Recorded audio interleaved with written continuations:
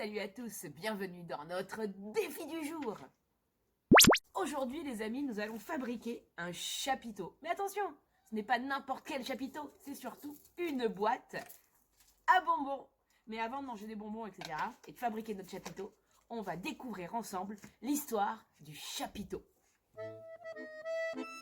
Le chapiteau représente aujourd'hui ce lieu mythique où rêve et illusion se mêlent. Mais depuis des siècles, il a bien évolué. Les banquistes, les ancêtres des circassiens, faisaient leurs numéros sur les bancs publics. D'où le mot banquiste. Ce mot a évolué et est devenu saltimbanque, qui vient du mot italien saltimbanco.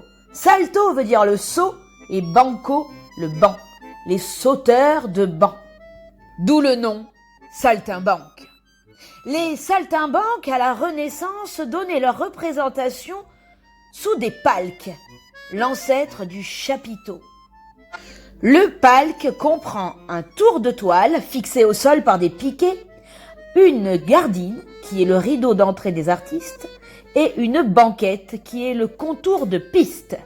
Ces saltimbanques étaient des familles qui transportaient leurs palques par un chariot tiré par 4 chevaux.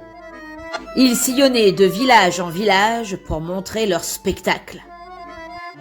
En 1820, aux États-Unis, la tente ou le canvas camp est un mode d'hébergement familier. Le canvas et le cheval sont les accessoires du voyageur de ce pays parcouru par les pionniers à la recherche d'or. De 1820 à 1850, les États-Unis mettent en service 14 500 km de chemin de fer. Les travailleurs saisonniers logent dans des canvas suffisamment vastes pour héberger 1000 personnes. De véritables cités provisoires avec dortoirs, réfectoires, cuisines, lieux culturels, hôpitaux sont réalisés uniquement au moyen de tentes. Dès 1823, à New York, sont donnés des opéras, des spectacles sous une tente blanche pour protéger les spectateurs de la rosée du soir. En 1906, les habitants de Dallas et de Chicago applaudissent même Sarah Bernhardt.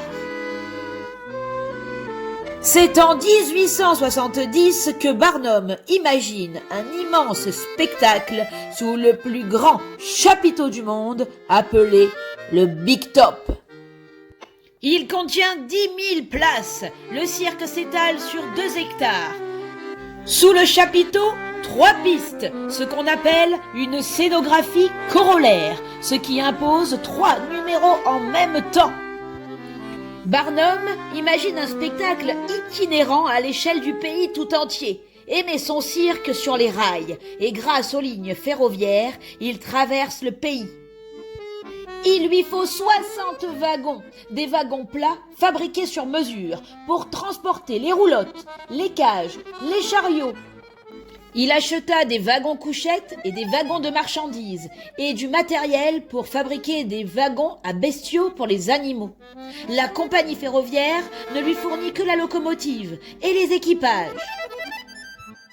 Il a 4 trains différents. Quand le cirque se produit dans une ville, une autre équipe est déjà en train de monter le chapiteau dans la ville future. Il faut des centaines d'hommes pour monter ce chapiteau en plusieurs jours. Aujourd'hui, les chapiteaux ont évolué, mais il reste toujours l'image emblématique du cirque. Pour fabriquer votre chapiteau, dessinez tout d'abord la coupole. Ensuite, coupez-la au milieu et repliez-la. Ça fera la coupole du chapiteau. Vous la peignez et ensuite, vous la collez à un couvercle de pot de confiture. Dessinez la toile et collez le tout sur votre pot. Une fois que tu as dessiné le tout et que tu as collé, tu as ta boîte à bonbons et tu es prêt à manger plein de bonbons. Voilà, j'espère que ça t'a plu. N'hésite pas à nous envoyer tous tes beaux chapiteaux et on se retrouve ce soir pour la 33e émission de la Maison de Nina TV. Ciao!